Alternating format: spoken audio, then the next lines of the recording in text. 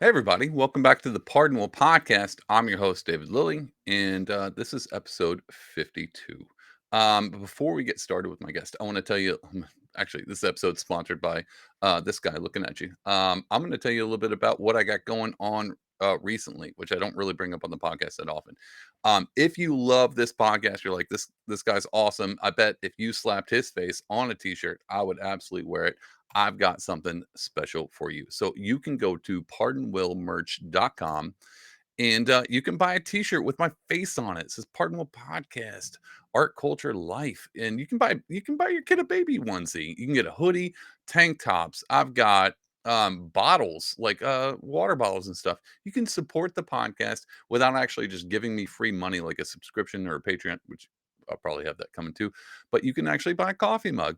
Go to work with a coffee mug with my face on it. And people are like, "What is that?" And be like, it's this podcast I listen to. It's amazing. It's the best podcast ever. Anyway, if you want to support this podcast, go to pardonwillmerch.com. Support the podcast. Support me. Plus, it's my face. So everybody loves my face. Anyway, that was my quick little ad for the episode. This week, actually, I have a great guest on. Somebody comes from the left, the Democratic side. I don't actually have a lot of Democrats I talk to and people that come from that area. So um, it is actually going to be a really cool episode.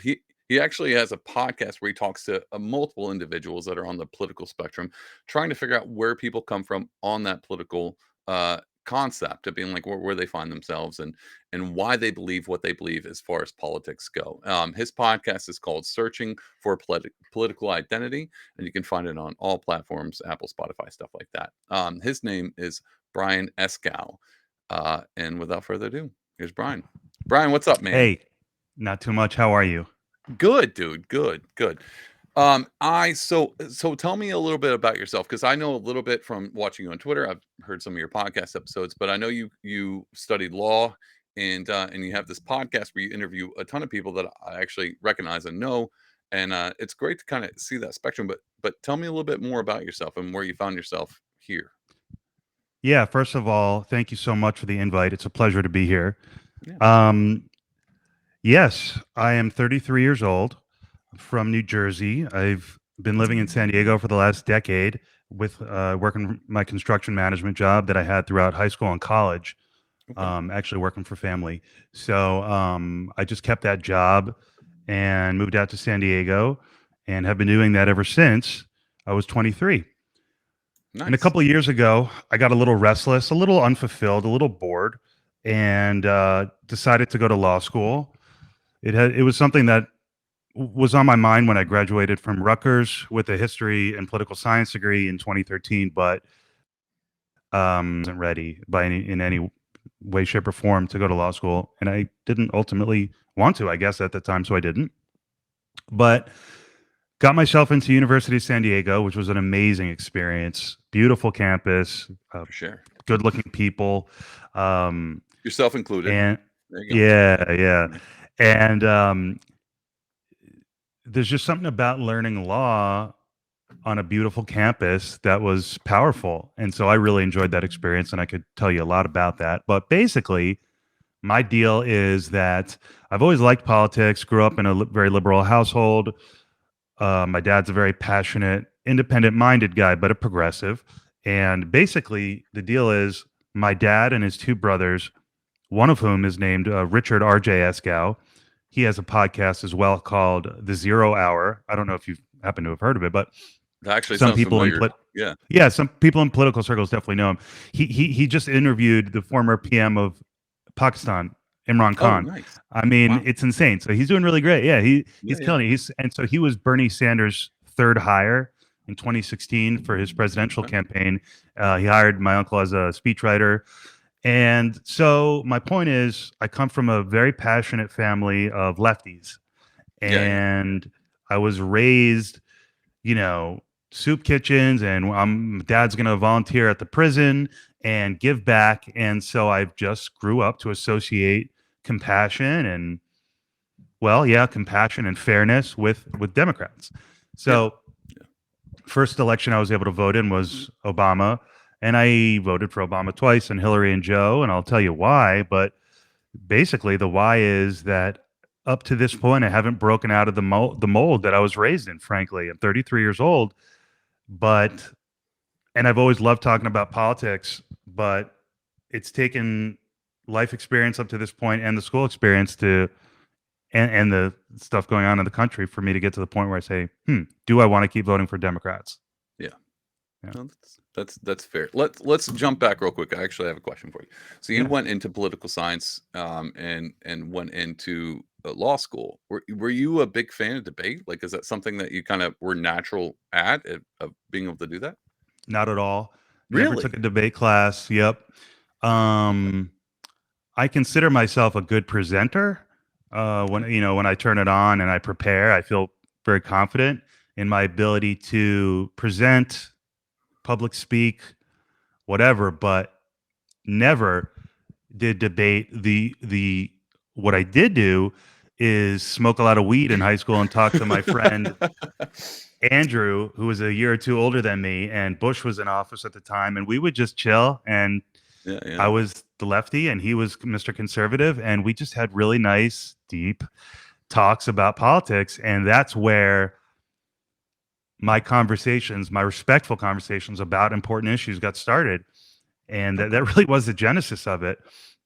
And all these late years later, as I was going through law school, I said, "Oh, maybe I should start a blog," because it got to a point where I just had to start talking about what was going on in the country, Yeah. and I had to figure out. So Mm, it's a dual mission. This thing is to figure out like what do I really believe, and also, mm. can I play a small role in helping people understand the issues a little more clearly? Because I do think, independent of whatever I'm going to end up believing, that there is a lack of, especially in the mainstream media, clear, unbiased news. So, yeah, that was kind of my goal. So I said, oh, maybe I'll start a blog, and then I realized blog is so much work. Yeah, It's so yeah, hard. dude, it's way too much. Oh Way my too much. goodness. So props Um, to people who yeah. write.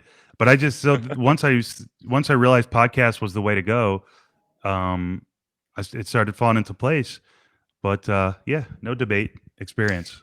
Yeah, I didn't, so I grew up I don't have a lot of, political people on. I mean, I do sometimes, but we rarely talk about politics. I ask stupid questions like, "W were you ever in debate school?" Instead of being like, "Well, why do you believe this thing?" And No. so I didn't take debate class at all, but I did grow up same as you. I had friends who, had different beliefs than me.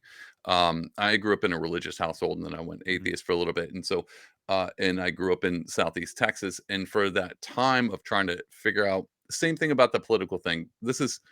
I'm thinking like 2003. I didn't vote till way later in the game. This is me coming out of high school and into college. All my arguments and conversations with people had nothing to do with politics. It only had to do with religion, and how those things worked. And I actually found, my voice and being able to communicate and kinda understand people and take the route of being like, "Well, I have my beliefs. How do you find yours, and how do we meet in the middle, and then where do we go from there, and how do we discuss these things?" I found that through the topics of religion, not politics. And so, and I spent a lot of time, studying apologetics. I wanted to know about Buddhism and Hinduism and Islam, and so I started to look into these things because those were important to me, and my Christian background, and I wanted to understand people a little bit more. And it wasn't until 2018, a little bit before I started the podcast, that I started to get into politics because all I did was talk to people about religion. And then I started at that point in time. This is like after Trump was elected in 16, and things started to kind of ramp up a little bit more and more. And I noticed that the conversation left the religious aspect and moved straight into politics. And people didn't care what you believed as far as your religion. They only cared about who you voted for. And Mhm. I didn't actually vote for anybody up to that. I was pretty much a punk rock anarchist Christian thing. So I was like, well, I'm more concerned about Jesus and salvation than I am about whoever runs the country, because Mm, that's just not in my peer view. But because very interesting. I studied apologetics and other religions around that 2018 point, I was like, "Oh, this politic thing, this is a new religion." Like Mm, these people take this seriously, yeah. to the point where they're really willing to put all their life onto it.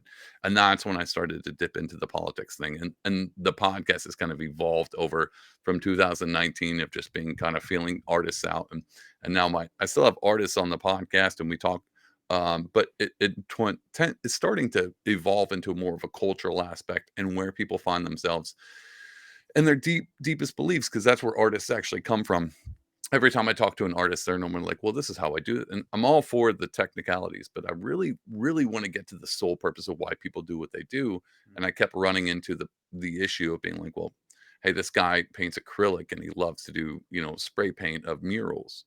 And then you find out later on after talk to him, his parents came from here and this is what he struggled with. And then you kind of dip into not only his religious beliefs, but his political beliefs too. And where those are kind of all intrinsically wound up into the person. And so I was like, well, if I avoid politics, then I'm literally just hop skipping over a Mhm. big avenue of who people are. And so now my podcast is nothing but politics. No, Mhm. it is leaning towards that because I think it's kind of on the forefront of most people's brains. Is that what you've I'm assuming you've interviewed a lot of people that are really into politics and the culture and stuff like that. Yeah, Does it seem like it's right I on the brain? try. I as much effort as I'm putting into it, which I could be doing a lot more and better. Shh, But tell the them you're people that $110%. I'm an amazing host. The guests I've had are political activists, either authors or politicians, local politicians, or Yeah. running to be local politicians, thought leaders, and mostly libertarians is what I've Why? found. Can I stop you there? Why Yeah, libertarians, man? I think that's what I've just I think I discovered they exist on Twitter, and then I think we've had They're some good super meshing. they're super loud. They are Yeah, loud. there's a lot libertarians. There's a lot to get into, and it's all connected. Yeah. Religion, libertarianism, the whole thing. So there's a lot of ground to cover. Um, but yeah, I guess I'll just start with what you asked, which is why libertarians. Well, they can position themselves in the middle. I don't know if they're truly in the middle of the left and the right, but you can argue that they are. And of course, you can also argue that they're to the right of conservatives in Mhm. some ways. Yeah, very. But what's attractive about libertarians to me is the ideology. It's consistent. It's clear. It's right there, Yeah. and it's principled, and that's what I'm looking for is a set of principles that I can really buy into. Yeah. So that's I why. mean, dude, that's probably the best answer I could have ever heard in Yeah. my life. I mean, I'm libertarian, which is Ah, not a surprise. ah. But I venture more on the right side. I'm what the libertarians would call a conservatarian. And so Mm. I'm a bit of a minarchist. There's so many Because I'm sects. I still need to get dude, familiar it's with the and divisions. it's so easy because it's just like religion. So I would be Hmm. on the evangelical, maybe reformed Baptist side of if you were to take Christianity and overlay it with libertarian. I'm a little bit more on the reformed uh 4-point Calvinist version of libertarian. This is all words that don't matter. Yeah. But it's You're talking to a Reformed Jew, so I'm that's lost. fair enough. Um and that's where I find myself, but I'm with you on that libertarian thing because as much as I wanted to be, so I come from a Republican background. I'm from Texas. All my family is Republican, but I was in the arts world. I went through a whole punk rock stage where the entire like my early 2000s were like Bush is using depleted uranium to destroy, the West. And so I've come from like this weird ethereal place of being like all of this, the government, regardless of what it is, it's bad. And so I came from that anarchist background and then just found myself slowly bleeded into libertarianism. It wasn't even something I was like, dude, and people have asked me like, well, what was it? I've seen this on Twitter all the time. Like, what was the thing that you read that turned you libertarian? I'm like, things that I read. I watched Parks and Rec and I was like, this Ron Swanson guy is pretty rad. And then because my background in like theology, I've read the Bible and I was like, there's a lot of undertones of being like the kingdom of heaven is not of this world, and you know, governments have a tendency to lean into tyranny. I mean, all of First Samuel in the Old Testament um was like God being like, "Hey, you don't want a king," and all the Jews being like, "We want a king." He's like, "This is gonna be bad," and they're like, "No, no, no, we want a king just like everyone else." He's like, "All right," and then Saul comes in And they're like, no, this king thing was bad. We want a better king. And you're like, oh, see, now I see how this echoes on into times. And so my libertarian stance comes from not being like, well, I just want to grow weed and shoot ARs. My Right. libertarian stance comes from like, I think I like Jesus and I'm a bit punk rock. And so, and I Interesting. it's a bit of a Pax Romana. All roads lead to libertarianism as long as you go down that road long enough.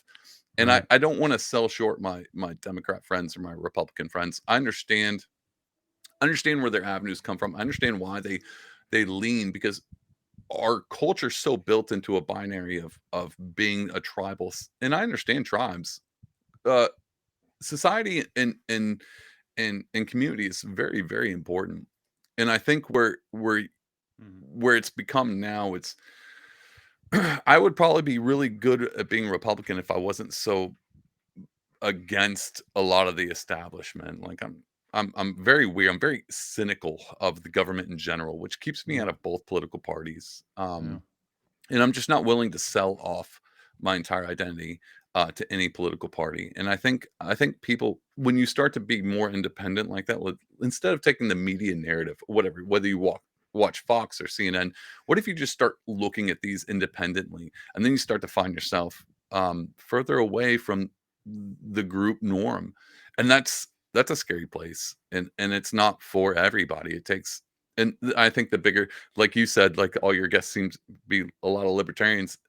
A lot of my guests are libertarians too. It's hard for me to find people outside of that realm, and so that whole center tent. I mean, I have something to say on the center part. I don't think they're center, but that whole thing is getting bigger, so it's easier to find a community They're of left. They're left. libertarians. You would say they're left then, right? Not center, but the Mm-mm. center is probably generally to the left in this country. Or what do you think? No, and I've explained this, but I don't think I'm very good at it.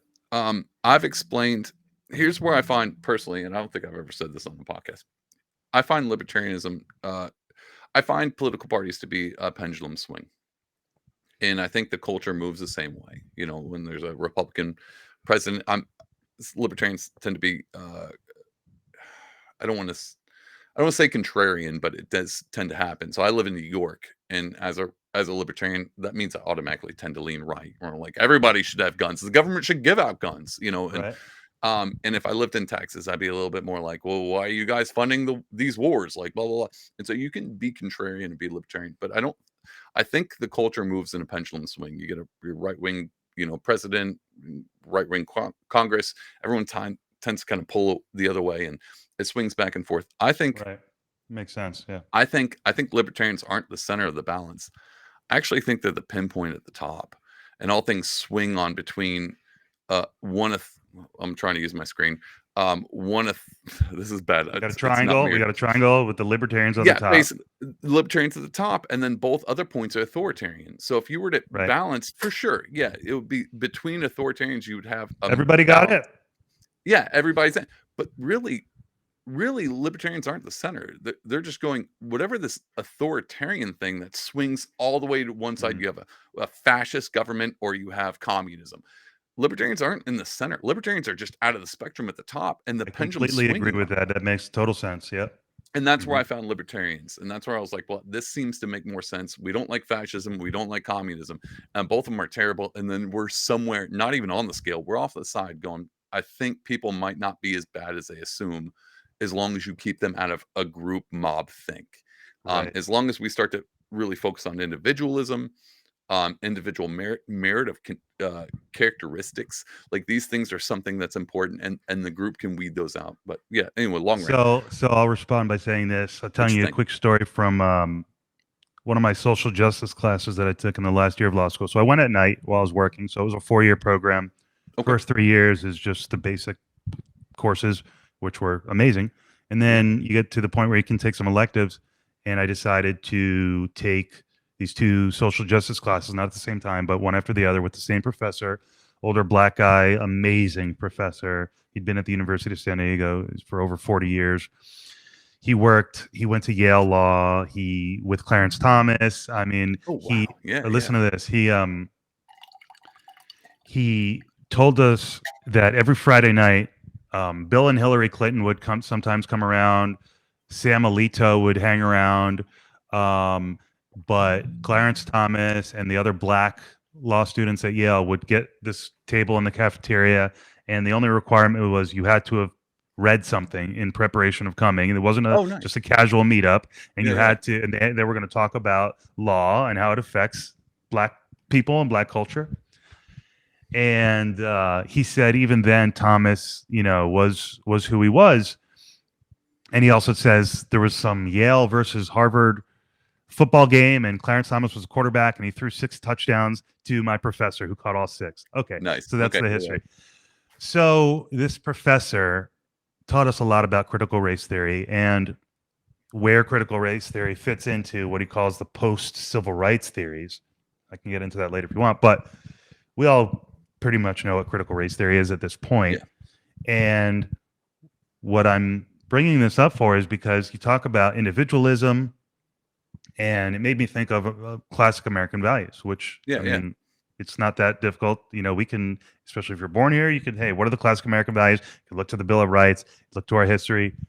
It's not that hard to come up with some, but over time, the waters become muddied because certain forces are at play and trying to get us to question the American values. And basically, the big point here is that professor made the argument, and a lot of people on the left do, especially in academic circles who are teaching certainly critical race theorists do. The argument that this is one of the arguments he puts forth. He goes, look, when the government of the United States of America was founded, whatever, 1776, that was not a neutral system. It, in fact, had a value infused in it, and that value was minimal government. Yeah. Sounds Yeah. right. I would agree Sounds with right, right? I mean, hell, anyone who knows anything about our country knows that, it's this idea of less government.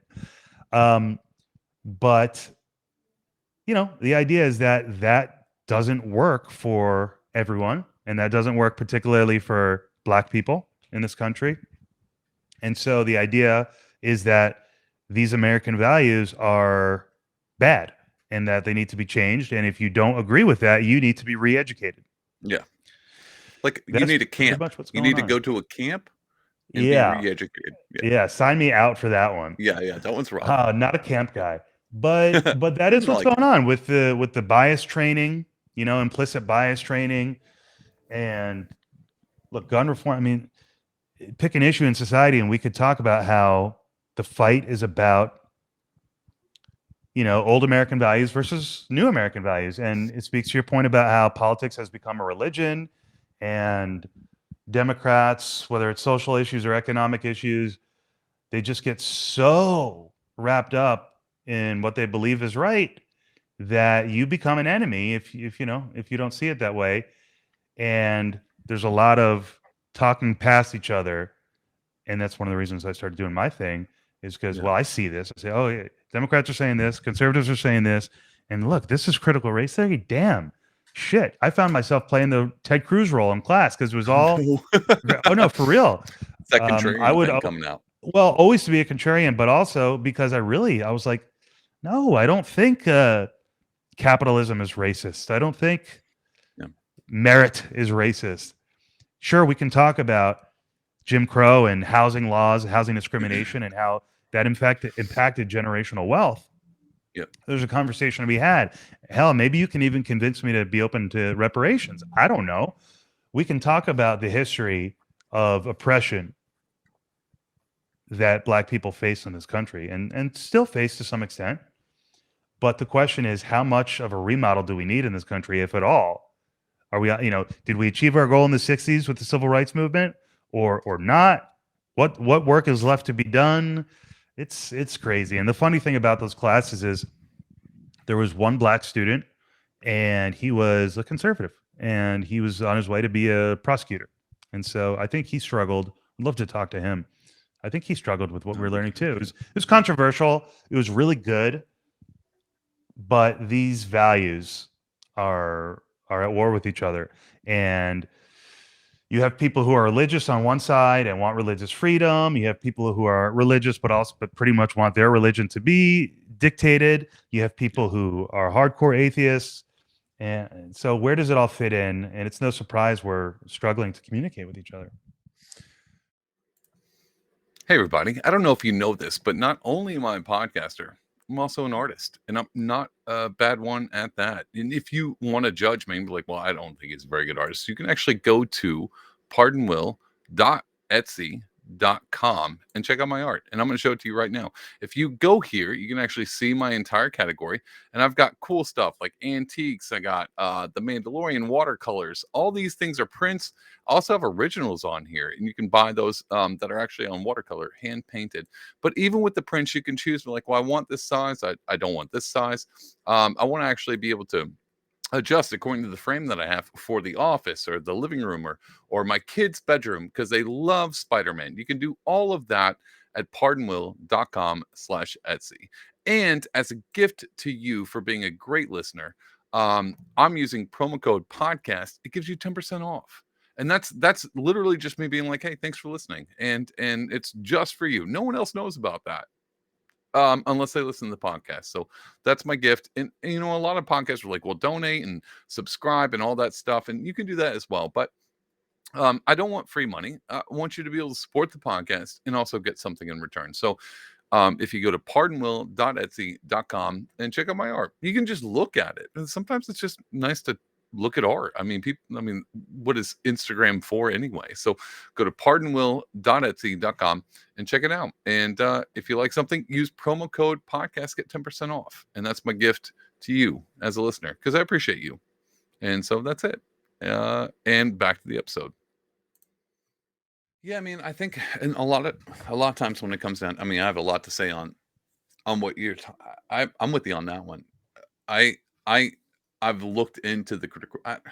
Here's the thing about people that say about at least Republicans and libertarians specifically, because they're all like, we don't need a government. Do your Mhm. own thing and grow your own plants and shoot your own guns and Right. don't tread on me. Like that's a libertarian stance, Mhm.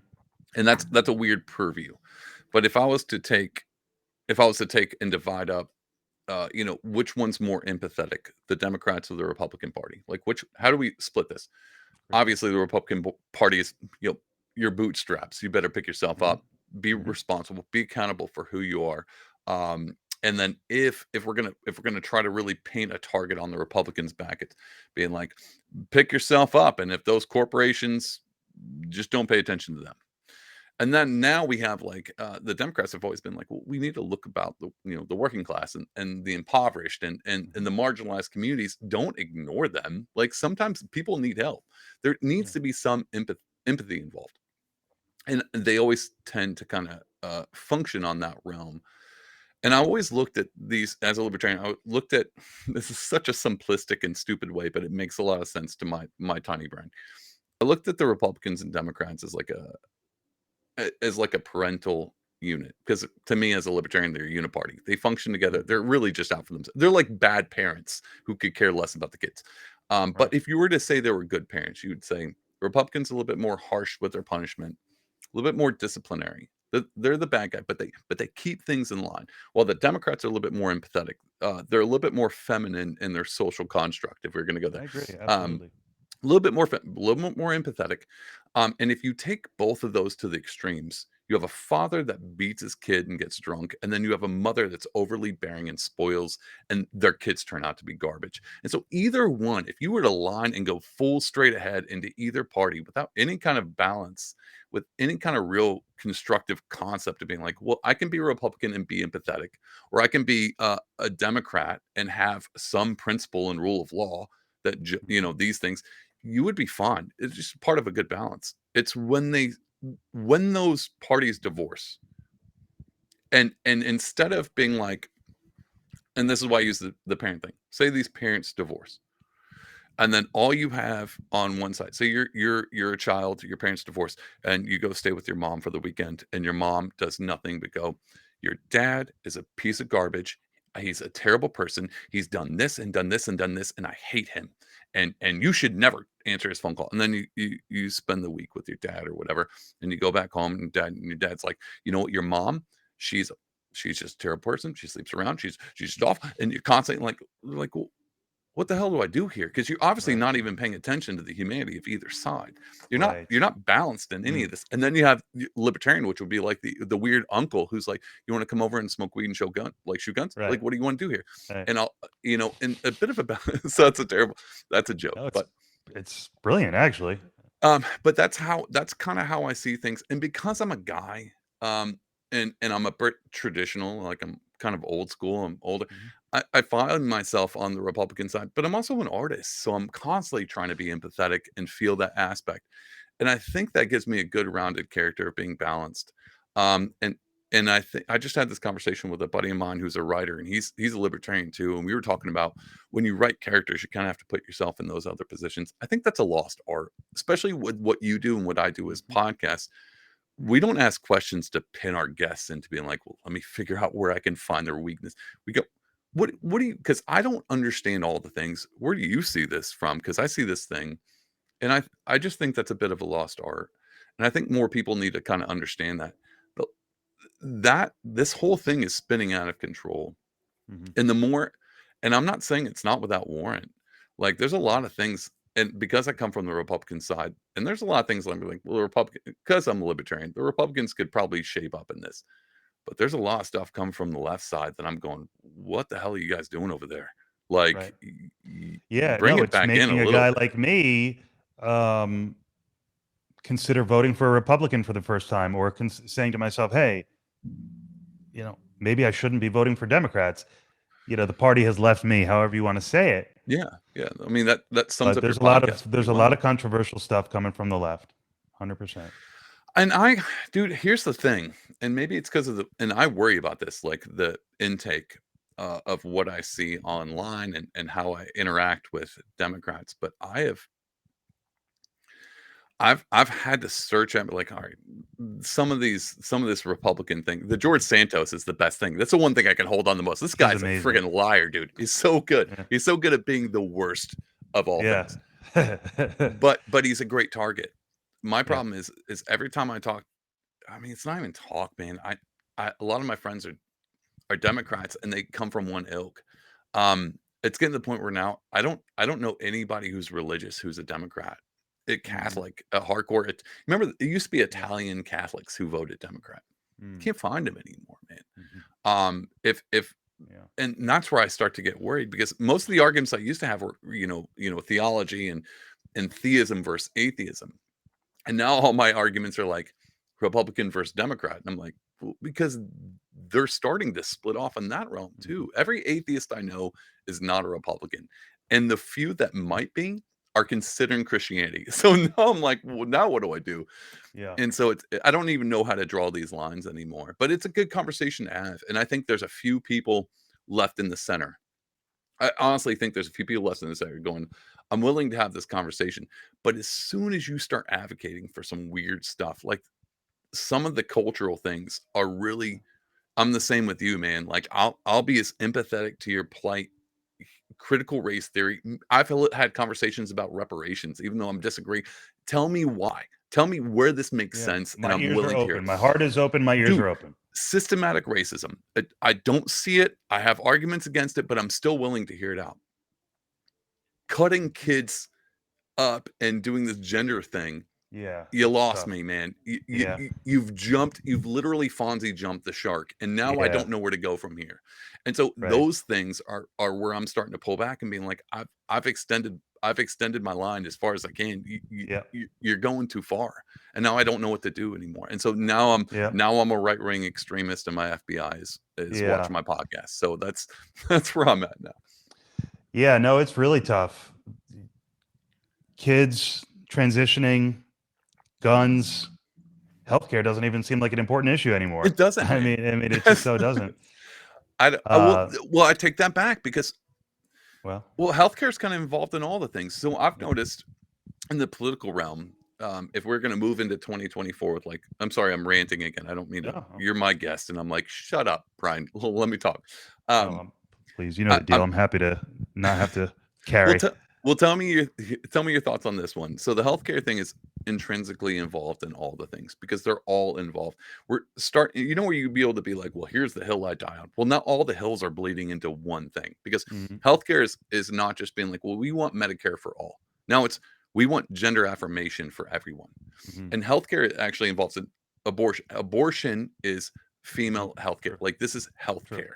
And Right. then you're looking at the gun thing and be like, well, guns, what do guns have to do with healthcare? And be like, well, we could have healthcare if it wasn't for all these guns. And so you can actually start to bleed everything into um General welfare, general. I mean, well-being, what are we and talking can about? the left, and I don't say this judging. I'm not saying this pejoratively. I'm just saying this from observation. The left will look at 10 problems and say, okay, here are 10 problems. The solution is to ban them. Okay. Yeah. It's something like that. It's pretty simple. They Yeah. don't really give much thought to the form, the Constitution, the method. Yeah.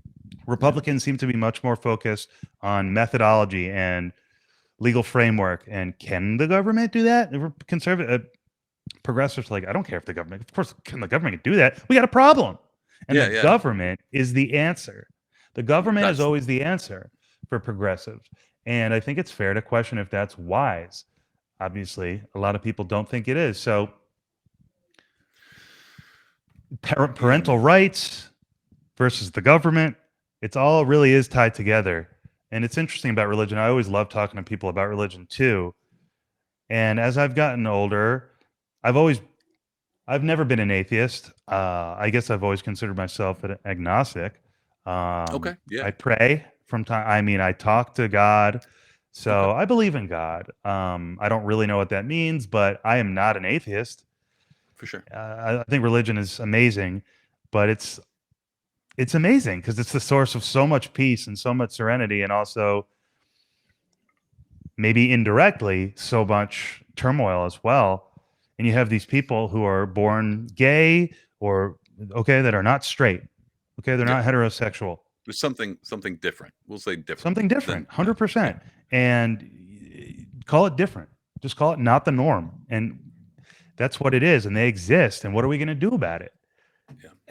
And I just went to an event because the company I work for donates to a LGBTQ political fundraising group just because they donate to a lot of things in town, and this is one of them.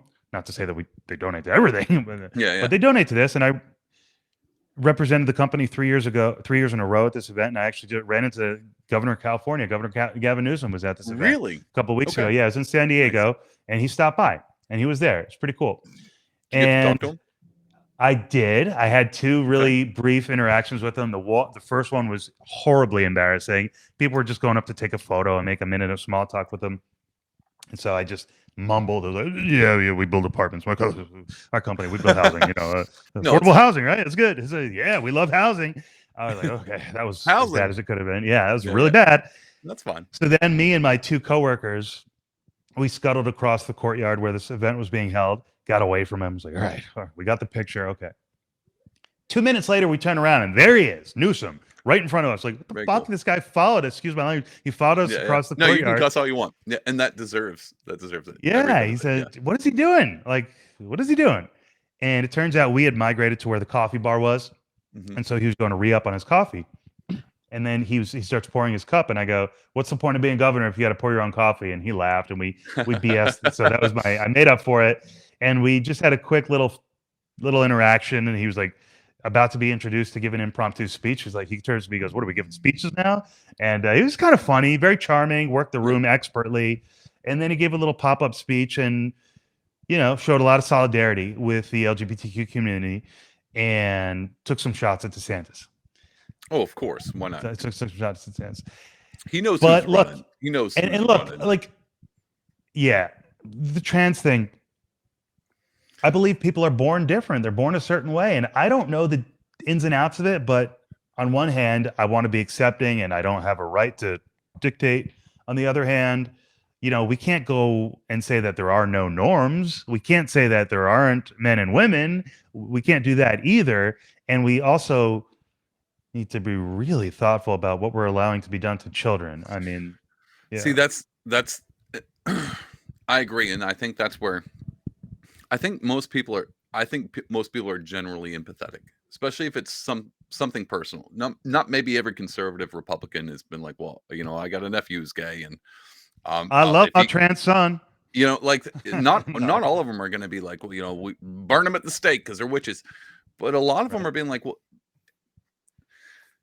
Hey, I there's don't want you may be different, but fight it.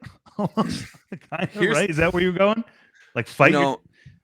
no no, I think and this my problem is I'm about to speak for Republicans, and I'm trying not to put words in their mouth.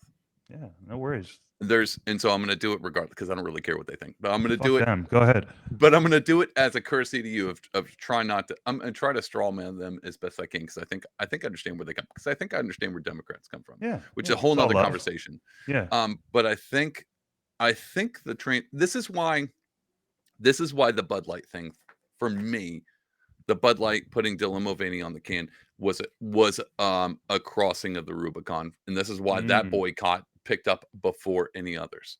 Mm-hmm. Is I think, Mm-hmm. and even as a libertarian, I've seen the Overton window move left, left, left, and it pushes people right and people right. But even like before, if you were a Republican in the '90s, you were like, "There's no gay marriage. That's against God's will." And then eventually, you're like, "Well, they can get married, but that's fine." And let them. If it's in their home, then I don't want to Right. hear about it. And then it's like, well, their pride parades. It's only one day a week. Let Right. them do. Right. Well, it's a Pride Month, but it's just Now we're at corporations. Let chop them. the 5-year-old's dick off. It's And now you're fine. like, okay, we've, as far as Republicans, and I'm putting myself in that category, we've stepped back and been as tolerant, because, and the tolerance thing is a whole nother thing. We've been as Yep. tolerant as possible, and now you're crossing. This is what Virginia had.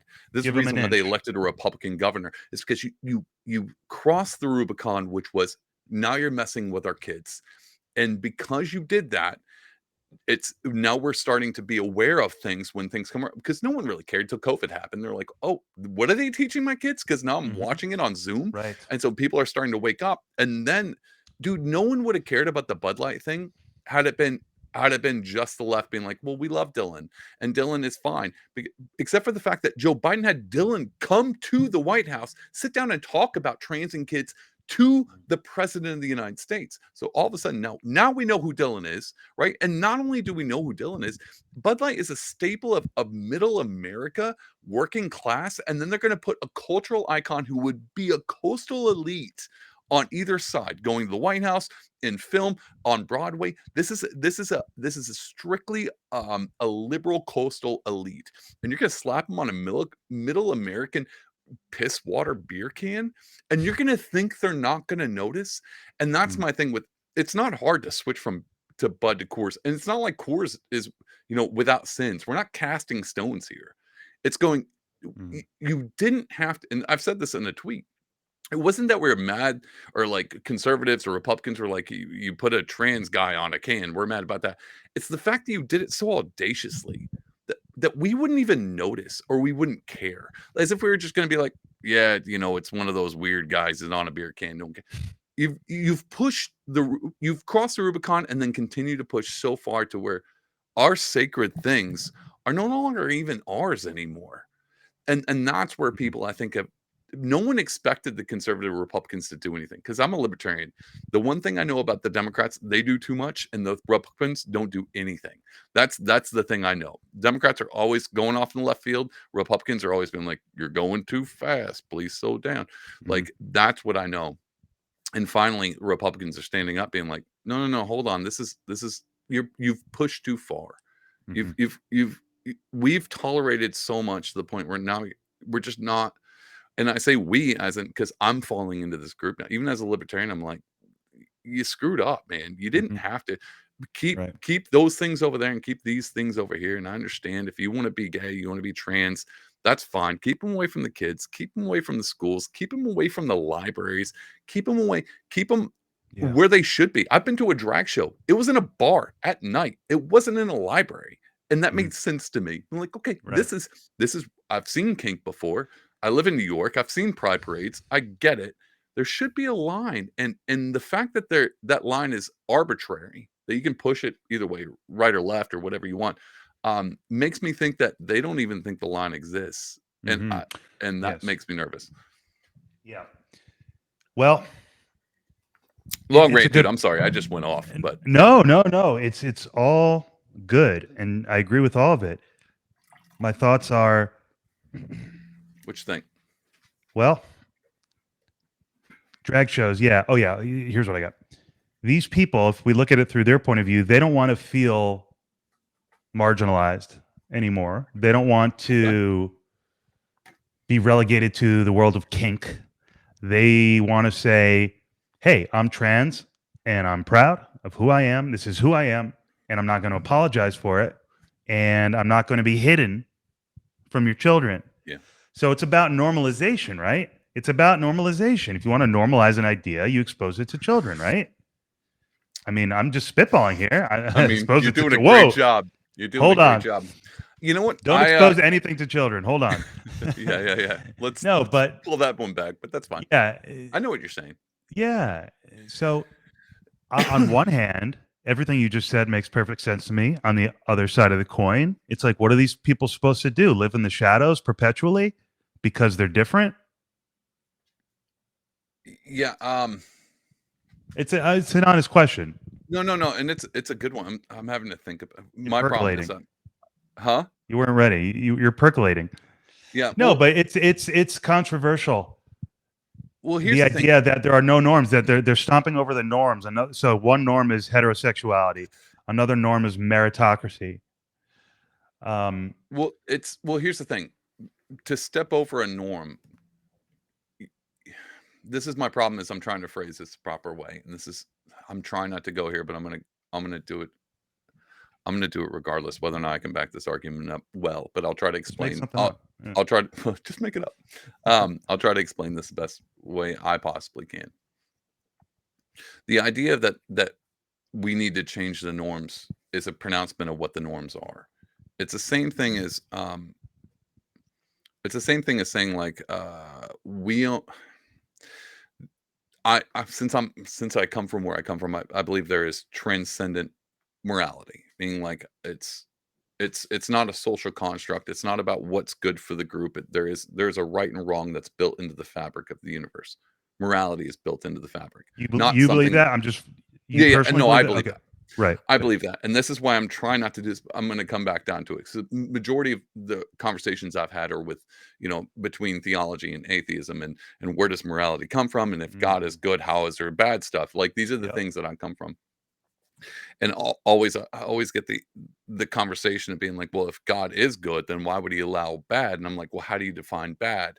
I'm like, well, this is what I believe bad is, and this is what I believe good is. I'm like, well, where do you get these dynamics of what is good and bad? Because if there was no God, then everything's a bit of just an evolution of what we deem as good or bad. It doesn't mean it's really good or bad. It just means Right. this is Then do the value. survival. Right. Yeah. Go on. Yeah. So all of it's all subjective, basically. There's nothing Mhm. objective about Right. this.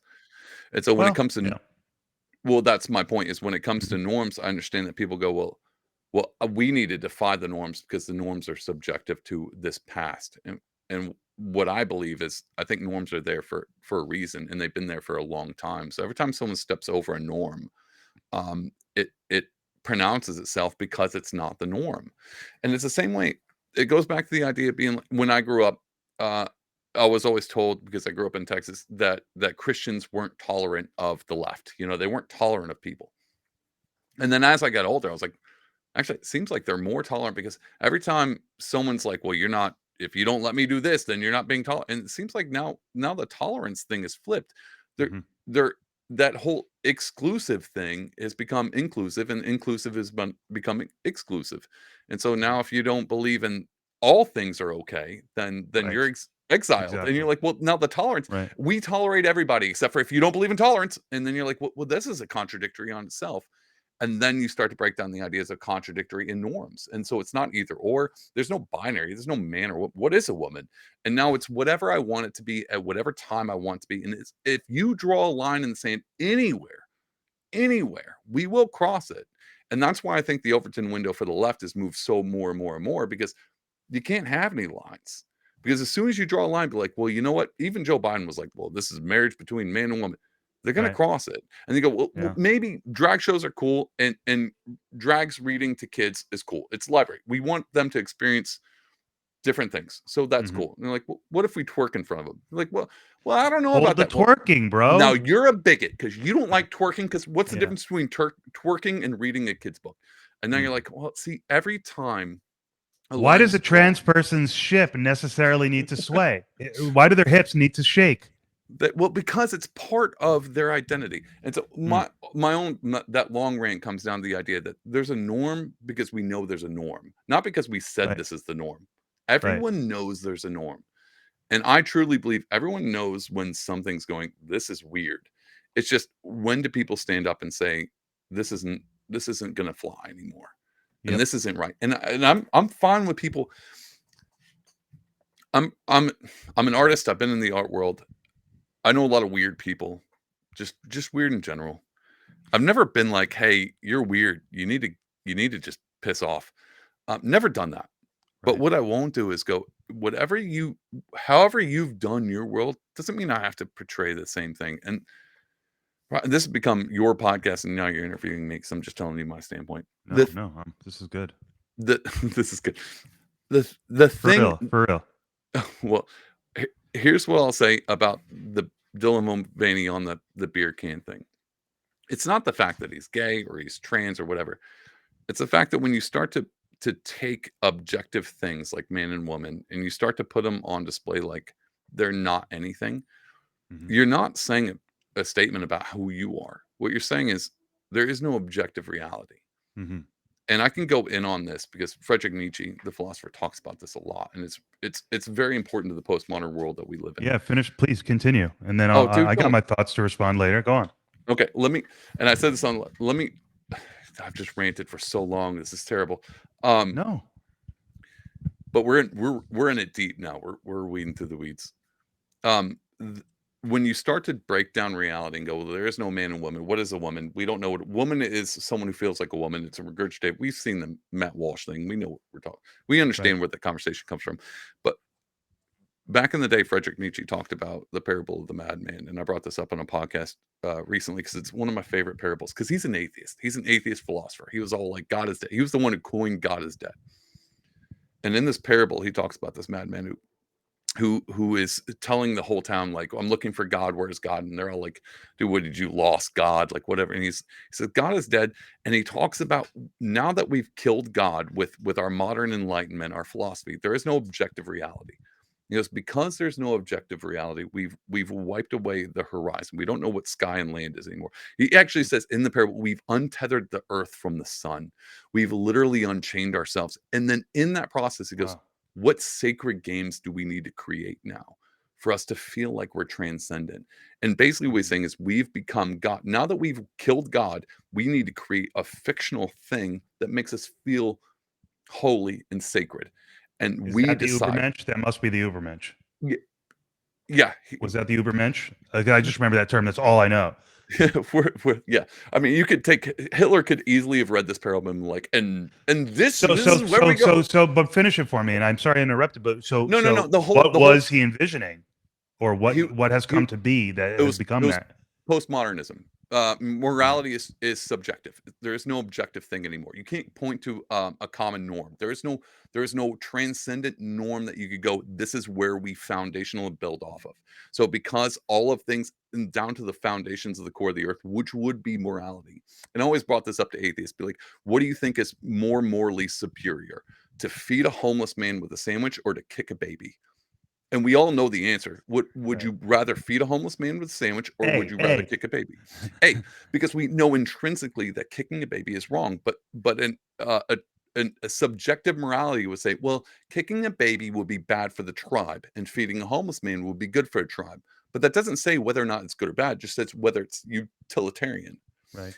But what transcendent morality, what a theist morality says is, no matter even if it's bad for the tribe, if you were to Mhm. kick the baby, the tribe would survive. It would still mean that kicking a baby is wrong, even though if it was benefit the tribe. If you kick this baby, the tribe survives.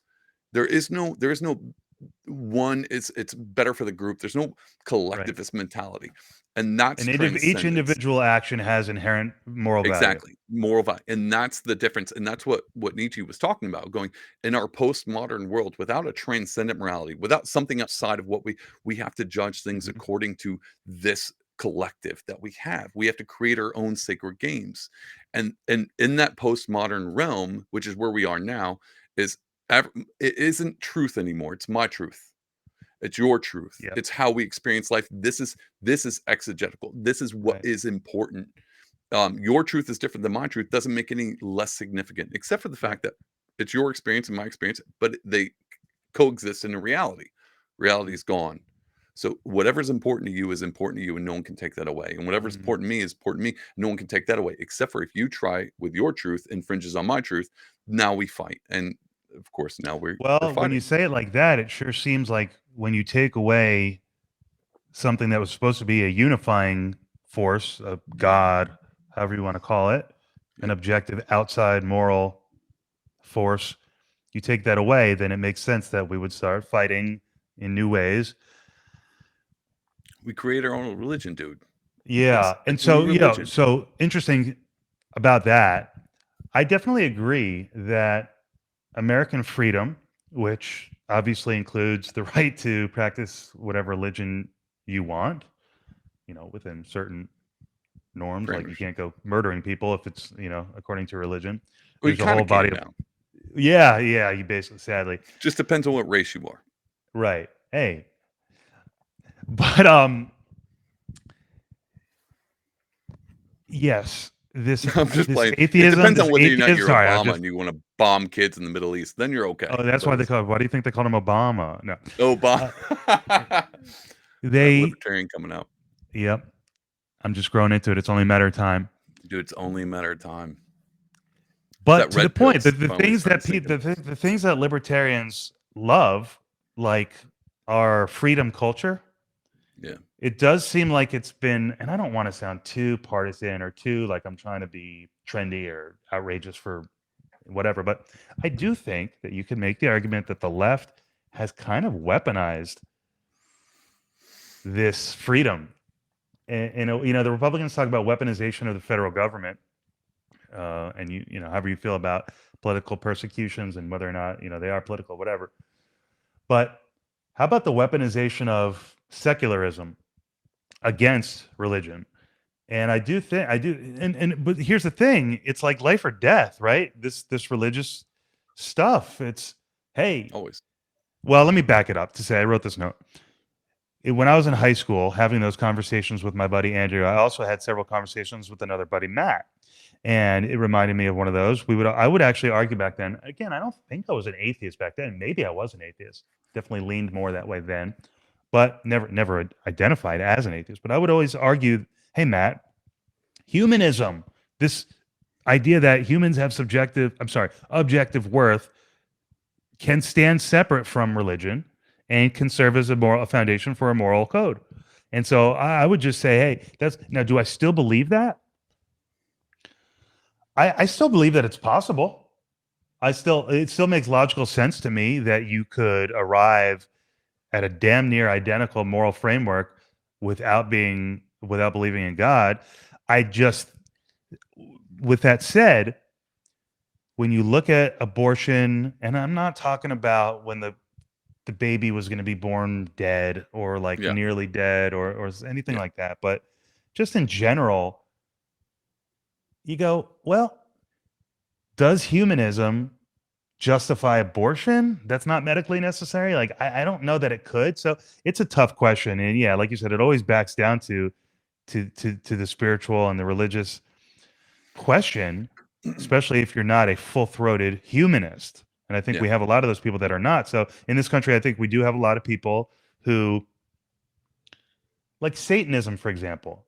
I don't know how genuine it is, but it exists. Yeah. It does exist. And It's so, fairly humanitarian. Like, they're yeah, not. absolutely, absolutely.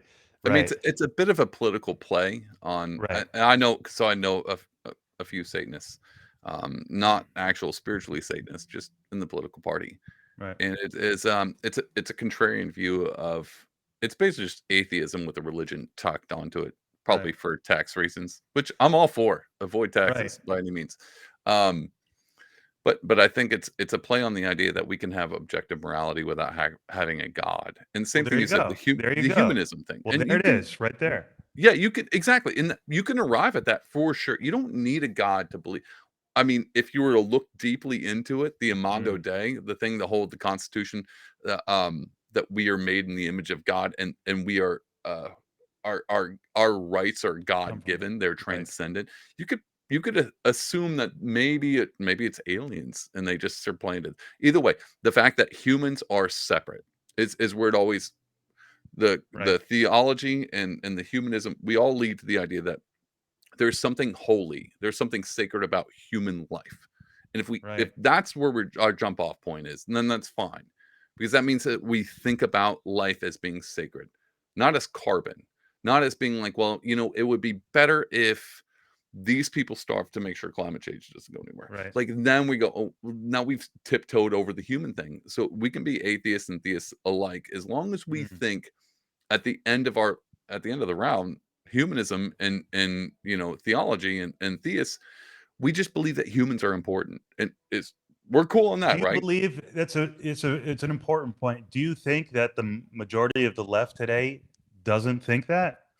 I Dude, know it's a big question, but like dude, there was a whole Twitter poll that went out by this one guy, like 2 days ago, and he put out a poll, and he put out multiple, and he used to be a YouTube guy, and I watch him, and Tim Pool brought him up, and I saw this before that, and it blew my mind. But he put out a poll and be like, do you think it's better if do you think it's better that the world has humans or the world doesn't have right, humans? It was 60% that people were like, no, it's good the universe has humans, and 40% said it was bad. right, Like 40% of that, and yeah, who knows how many of those were Russian bots? We don't know. right, The idea that, man, the idea that people are worried about the overpopulation thing, that they're like, well, I don't. One of my favorite here's an anecdote, just kind of tell you where I'm coming from. One of my favorite comedians, he's a normal guy. He's like almost 50 now, and he's like, well, I don't want to have any kids because I don't want them, but also I don't want to bring down the carbon. He's literally said this. I don't want to add more pollution to the world, so I'm not going to have any kids. right. Yeah. Jesus, That's what kind of ideal yeah. is that, It's man? kind of scrambled. Yeah. Well, I'm not like, well, this guy's a dick. All of a sudden, I don't go to like, well, he's a liberal. I'm just thinking about him, and I'm like, dude, what aspect of humanity do you look at, and what's value, what's holy, and what's not? If the world falls apart and there's like 10 people on Earth at the end, say the sun, we destroy the Earth completely, but just straight up, we run so many 71 Chevys with all the exhaust in the world, and it just collapses, and there's only 10 people left on this dying planet. That's worth it than to be a million years of a planet without humans, to me. Mm, I think human life is way more sacred. And again, we go back to the humanism thing when it comes to atheists and theologians and theists. What what's better? Who's our man? This is why I'm trying not to avoid this. Let's link it all back. The thing about why politics is a religion is because we live in a postmodern world, and if there is no God, something fills that gap. We worship something, and we could see mhm. religion as being the new. We can see politics as being the new. We have apostates, we have prophets, we have clerics, we have priests. Yeah. All of politics has taken the visage. Is that even the right word? I don't even know if that's the right word, of religion, and put it on themselves. And what I think the reason why is because everyone's going to worship something. There's always going to be that we want a god. Mhm. And I said this to a guest recently on the podcast like a month ago. This is why I find myself on the right versus left, even as a libertarian. It's because at least on the right, people have God, and then the government's a secondary part, and the government's a tool of God. Mhm. But on the left, no, they don't seem to have God at all, and they seem, if they want God, it's the government. And and I try not to be condescending on this, but they look at the government as God. Their rights don't come from inalienable rights from a creator. Their rights are given to them by the government. And I've heard this said multiple times, like, we can take your rights away if you don't behave. And you're like, no, no, no, that's not how rights work. They're Yeah. from the creator. And Yeah. and if you were going to make change, then you would petition your God. And so there is no God, so then it's government. So what do you have? What tool of power do you have on the left other than government? It's just government is God. It's how you control the masses. We're on the right and be like, well, God would be the one to control them. Right. Anyway, it's simplification, but that's No, kind of no, where I it's line and up. it's so How do you feel true. about that one? Yeah, no, it's so true. This is the theme underlying all things, and it doesn't necessarily. I don't know if it necessarily impacts every issue of our time, but I don't think damn near most of them. Damn near it most does a of them. lot, man, but I Yeah, don't think it should. damn near. I hope it doesn't Well, do all of them. I haven't thought about all of them. no, but how do you coexist with people who don't believe in God versus people who do believe in God? Because a lot of conservatives would say, well, the freedom of religion that we have in our country was so that everyone practicing their own religion can do that in peace. But now we have this idea that, atheism, that there is no religion, and it just opens up a huge Pandora's box of like Nietzsche, when you remove the sun Yeah, from our horizon, we're please lost. do. And if rights aren't God given, and if Enlightenment ideals are not valid, and individualism is not, a good way to look at life, then our rights don't mean shit, and our Constitution doesn't mean anything, and the separation of powers that our government is based on doesn't mean anything either. Because, and I'm kind of shifting subjects, but the left looks at the structure of our government as an impediment to progress, right? They Well, say, yeah. why do we have to have all these things fall into place to get a law passed? We should just go straight to the court and do Well, politics by litigation. dude, AOC literally just came out and was like that Supreme Court ruling about this one particular abortion mess, and we should just overturn that. Like that's a whole nother section of government that you're not a part of, and Yeah, you're they don't advocating. care. They don't care. And look, we can all understand being I mean, passionate I'm about an trying. important issue. We're not trying to pile on leftists, but it's Right. almost easy. It's like fish in a barrel at Right. this point. You would prefer her to say something like, "Hey, look, this is a decision and I don't agree with it. My supporters don't agree with it. What can we do about it? Well, we can protest, we can raise our voices, we can do X, Y, or Z, but we can't ignore it because we do have a system." And a question I like to ask my progressive guest Hey, is, by the way, you're my guest. By the way, I forgot. I don't know if you yeah, forgot. where am I right now? Welcome to the No, podcast, David. that's all right. This is the problem when you get two podcast hosts Yeah, on one it's podcast. like a mirror. It's We like go the back and forth. infinity mirror. Exactly. Yeah, you What would you have thought? rather they don't want to operate in the system that we have because they've indicted the system. The system is structurally oppressive because if this group or that group doesn't feel like they have a right that they deserve to have, well, and they can't get it through the proper channels that we have in our system. I'm sorry, everybody, we do have a system. It's an American system. It was And it's racist, by the way. yeah, and it's racist. Yeah. We took it from England, we modified it, but like to your point about lines and norms, we can't just say we don't live in a system with checks and balances and rules and ignore the reason. So, yeah, progressives don't seem to be interested in the concentration of power. And conservatives are like, hey, you might have a virtuous reason today, but once that power is combined, who's to stop it from going to hell real quick? Yeah. So it's an interesting conversation, man. God and morality. Dude, we went deep, to be honest. We went too deep. No, we didn't go too deep. We went perfectly. We went deep. We went the perfect amount deep on this idea. This is you know what makes me think though, which thing? With immigration and a lot of immigration from don't get South me started on it. No, I'm just well, I don't know, but I'm just thinking like I wonder if most immigrants, especially from South America, are religious. And in that case, I think they are, right? Yeah. Yeah. Most so of them the conservatives on one hand, they might be like, hey, more religious citizens, that's a good thing. But it's just all very complicated. Is there one issue that isn't super hot right now and controversial? I don't think there is. Do we agree on anything, David? Do me and you probably all of it. But Yeah. the left and the True. right, the one thing the left and right do agree on, I almost said Ukraine. The only people who don't agree with that are libertarians have been like, "You're sending my money where?" And so, Yeah. um, What maybe what are your thoughts on Ukraine, real quick?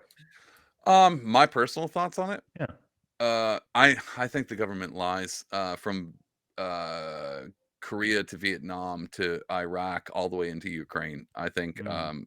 I think that this is going to sound really rough on all my listeners.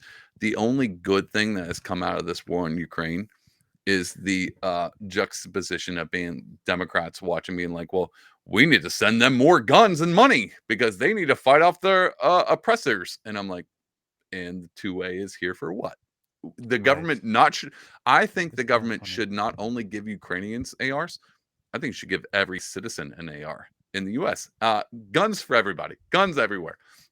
Just break up Raytheon and just hand out tanks to people in Ukraine, in America. Just let's go full free for all Wild West.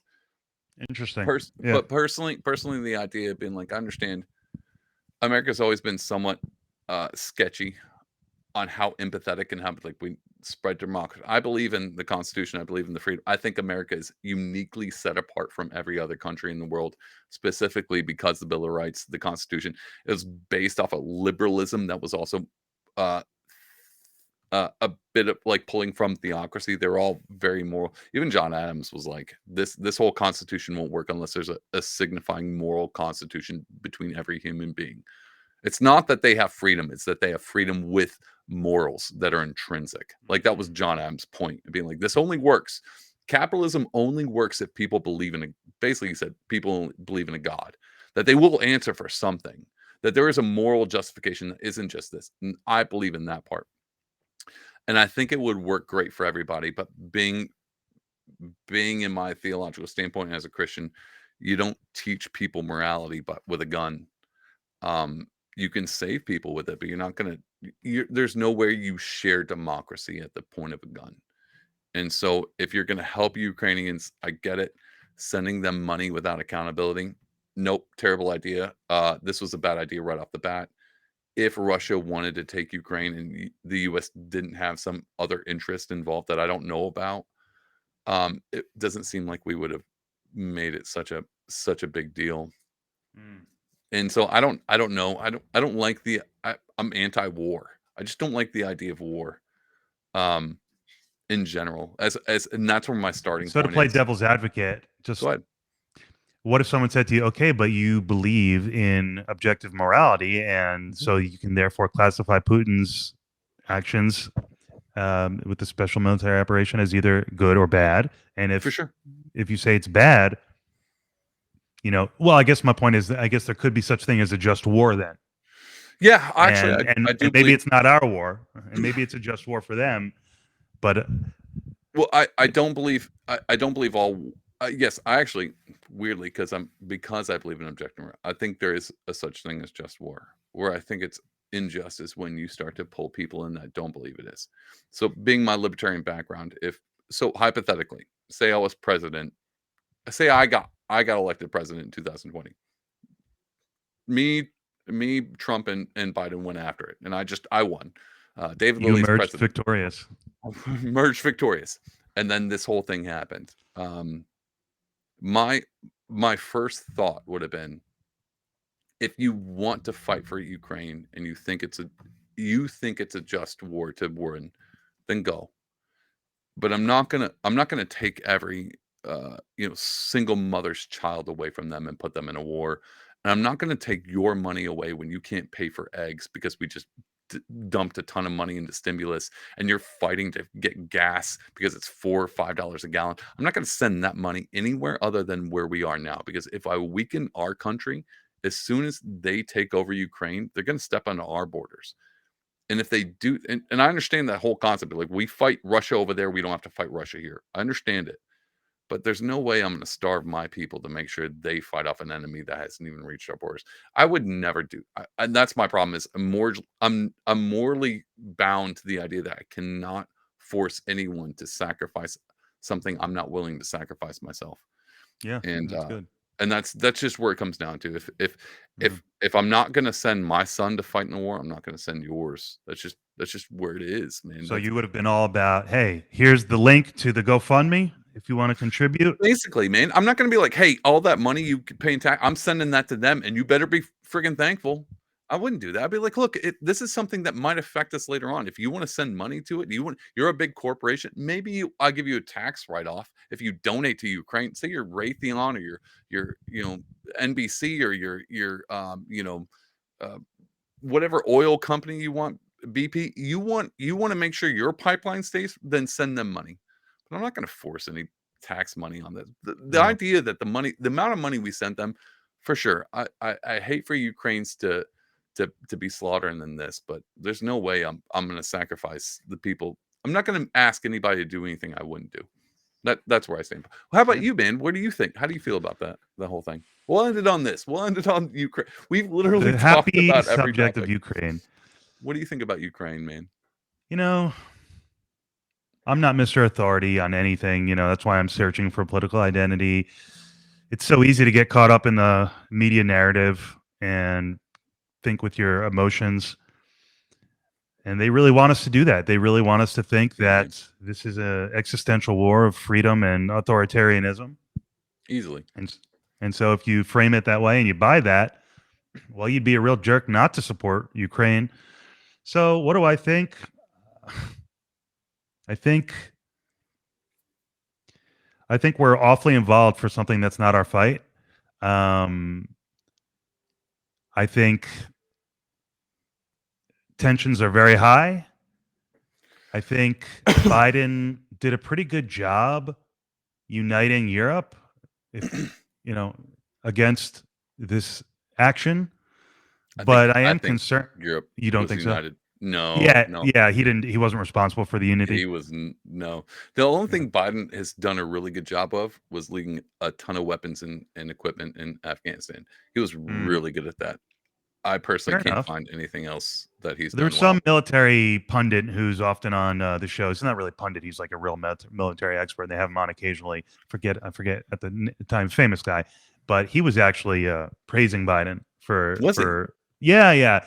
And it was on Fox, and they were trying to get him to actually like, oh wait, they were about to cut his mic because he was praising Biden, but he thought he did a good job Freaking of Fox. unifying. So I think Biden's done a good job of like painting a picture and setting a narrative. Yeah. Do I believe it? I don't feel that Russia is a threat to me. Yeah. Um, Me neither.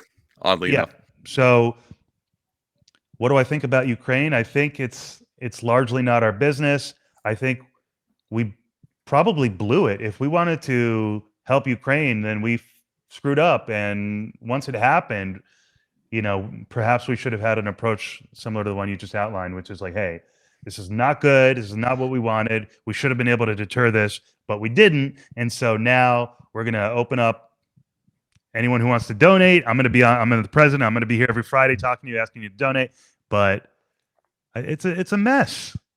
Well, I mean, anybody could have done the easy thing, been like, look, this is a bad thing. It's invading on a country. These people are innocent. We're all for it. Everybody put the Ukraine flag in your bio.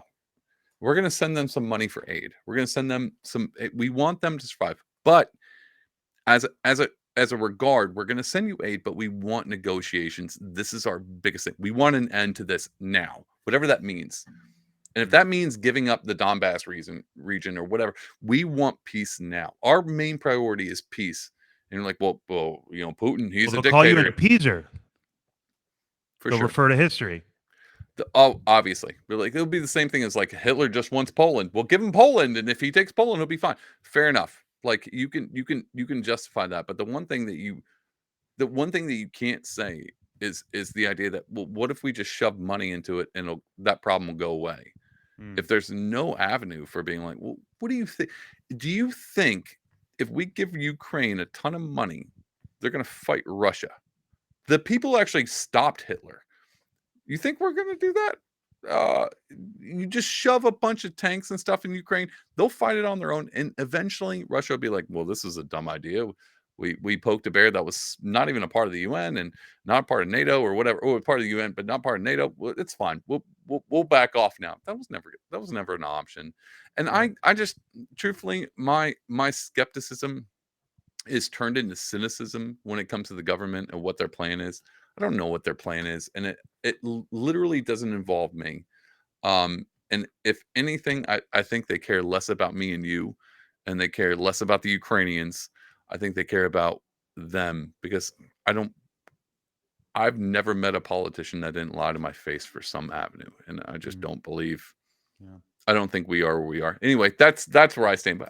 Yeah, and I guess my last thought would That's be, such a why do a we care so downer. much A about this black pill. particular dispute in the world? Wait, what? Well, my last thought is, why do we care so much about this particular dispute? And look, if you accept that it's an existential crisis between freedom and autocracy, I guess that's a reason. But is it really that? Well, I don't do know. you want to know my opinion? No. No, I didn't think Yes, so. of course. I don't want to know mine either. I think it's a I think it's a phenomenal distraction to Economic collapse. yeah, that's what I think it Yeah, is, man. I yeah, think it's a great way to pay attention to spy balloons and right. boxes and garages and Trump indictments, and I think all this stuff is really good to pay attention to. Other than the fact that BRICS has come together, and then maybe our economic thing is kind of coming to a And end our new supremacy. That's what a something. lot of libertarians seem to think, that Well, America's look, I don't want to go full black pill and be like, "Hey, give it another year, and then come 2024, the world's going to fall apart, and you're going to be really wishing you had chickens." I don't want to okay. go So that that's what far. the black pill is. Got it. There's so No, many the black pills. pill is just pessimism, no optimism Oh, I whatsoever, just see. full Ah, on. It's just all dooms. It's doomsday from here on out. That's black pill. hmm, I don't want to go that way. I think people are. I think people are going to be fine. Regimes fall, things happen. right. Everyone's going to be okay. It sucks for a period of time, but that's where I'm. Yeah. How do you feel about? Let me ask you a question for once, since you interviewed me this entire time, Brian. You were great, by the way. Great guest. Dude, I tell you what, when I'm on your podcast, I'll interview Cool. you. I um, your whole can't wait search. to have you on, by the way, and ask you Yeah, so many that questions. was just me. That was me Ukraining my way into be like, you better have me on now. Yeah, yeah. That No, I was look like, forward to man, that. I have so many questions for you. your podcast is searching for political identity. Have you found one yet? No, um, as I said, libertarianism has introduced itself to me, and it's under consideration. You gotta stop talking to him. That's the I problem. know, I know. What I really need to do is take the bar exam, which I'll be doing in July. And Goodness. once I do that, I'm gonna supplement all the conversations I'm having with people with the reading that I really needed to have done the last few years, the outside reading, Yeah. and just immerse myself in all political philosophy and see if that does it. But no, for now, I'm still in this holding pattern where I'm still focused on kind of core law materials, and I gotta take that test in a couple months, and still wrestling with my upbringing and those values and the craziness that is the Trump experience. Yeah. I haven't settled on it yet, but so no, I'm still very much That's good. searching. That's good. Yeah. I mean, anybody who's like, well, this is exactly where I'm like, we haven't Yeah. looked hard enough. I think a question when it comes to like, well, where do I line politically? If I think any kind of skepticism of even whatever tribe you're in is always healthy. It's always healthy, man. But then Even as people say, "Oh, yeah, you always want to be searching for political identity." I said, "No, I really would like to identify some principles that I believe in and associate with them." You yeah, know? yeah, dude. To be fair, like, and we can end it with this, just to give you a little white pill is what I would Mm, call optimism. Um, Same with theology and Christianity. Anytime someone's like, "Well, when I grew up Christian, I had questions about God." People are like, "Don't ask questions." Bullshit. Ask all the questions. If it's not truth, then it'll if it's truth, then it'll hold up to whatever skepticism you have. mhm, If it's not truth, then it's just an authoritative ideology. It's not real. It just mhm. wants you to keep from asking questions. So yeah, dude, I think searching, even as a libertarian, I'm always like weighing things out. It just Democrats really gonna have to work hard on this one now. because I'm stuck in the libertarian things. Republicans aren't doing a great job either, but at least they're somewhat sane, and so I give them a little bit of Yeah. credit, but I'm still not Right. fully sold. But No. when it came to like religion too, man, like everybody and people were like, well, you shouldn't doubt, God is God and Jesus is the Lord and never doubt. I'm like, no, John the Baptist was in prison and his whole thing was like a guy came to him and he was like, I need you to go ask Jesus. John the Baptist, the guy who told everybody this is the Christ. A guy came to him in prison while he was locked up. He said, dude, did I screw up? Is he the Christ or should we have looked for another? And he sends that guy back to Jesus, and Jesus goes back and tells him it's I won't go into that. But basically, John the Baptist, the guy who pronounced Jesus as the Lord and Savior, doubted. He was worried about whether or not he was right. Afterwards. Afterwards, Yeah. yeah, he was in prison. I mean, that's So a wait, long so Jesus got a message back to him while he was in jail?